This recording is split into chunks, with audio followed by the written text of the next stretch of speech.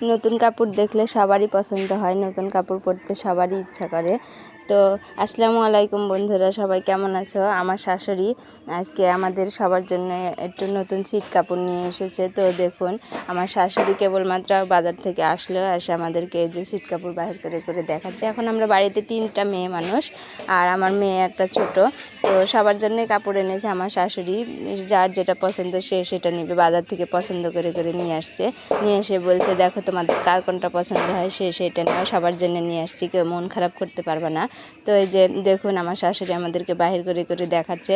আর আমার মেয়ে এসে বলছে যে, দাদি আমার জন্য আনোনি, আমারটা কই, আমারটা কই। তখন আমার শাশুড়ি আমার শাশুড়ি আমার মেয়েকে তার কাপড়টা দেখালো বাহির করে। সে তো খুশি, সবাই খুশি হয়, ছোট বড় সবাই।